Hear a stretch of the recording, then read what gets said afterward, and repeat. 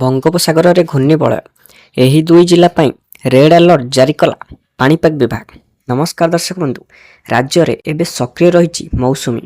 ସେପଟେ ଦକ୍ଷିଣ ଉତ୍ତରପ୍ରଦେଶରୁ ଉତ୍ତର ପଶ୍ଚିମ ବଙ୍ଗୋପସାଗର ଯାଏ ଉତ୍ତର ଓଡ଼ିଶା ଦେଇ ଏକ ଟ୍ରପ୍ ଲାଇନ୍ ରହିଛି, ଯାହାର ପ୍ରଭାବରେ ରାଜ୍ୟରେ ବିଜୁଳି ଘଡ଼ଘଡ଼ି ସହ ବର୍ଷା ହେବାର ସମ୍ଭାବନା ରହିଛି। ଗୁରୁବାର 26 ତାରିଖରେ 10 ଜିଲ୍ଲାରେ ବର୍ଷା ହେବା ନେଇ ୟେଲୋ ଆଲର୍ଟ ଜାରି କରାଯାଇଥିବା ବେଳେ ଦୁଇ ଜିଲ୍ଲା ପାଇଁ ରେଡ୍ ଆଲର୍ଟ ଓ 10 ଜିଲ୍ଲା ପାଇଁ ଅରେଞ୍ଜ ଆଲର୍ଟ ଜାରି କରିଛି ଭାରତୀୟ ପାଣିପାଗ ବିଭାଗ। ରେଡ୍ ଆଲର୍ଟ ଜାରି କରାଯାଇଥିବା ଦୁଇ ଜିଲ୍ଲା ହେଉଛି ମୟୂରଭଞ୍ଜ ଓ କେନ୍ଦୁଝର। ସେହିପରି ୟେଲୋ ଆଲର୍ଟ ଜାରି କରାଯାଇଥିବା 10 ଜିଲ୍ଲା ବରଗଡ଼, ସୋନପୁର, ବୌଦ୍ଧ, ଗଞ୍ଜାମ, ଗଜପତି, ନୟାଗଡ଼, ଖୋର୍ଦ୍ଧା, ପୁରୀ, କଟକ, ଜଗତସିଂହପୁର। ଆଲର୍ଟ ଜାରି ହୋଇଥିବା ଜିଲ୍ଲାରେ ବିଜୁଳି ଘଡ଼ଘଡ଼ି ସହ ପ୍ରବଳ ବର୍ଷା ଓ 30ରୁ 40 କିମି ବେଗରେ ପବନ ବହିବା ସମ୍ଭାବନା ରହିଛି।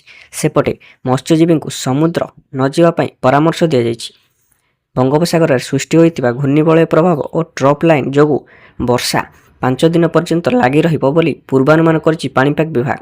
ସେପଟେ ଚଳିତ ବର୍ଷ ମହାପ୍ରଭୁ ଜଗନ୍ନାଥଙ୍କ ରଥଯାତ୍ରାରେ ବର୍ଷା ହେବା ପୂର୍ବାନୁମାନ କରିଛି ଭାରତୀୟ ପାଣିପାଗ।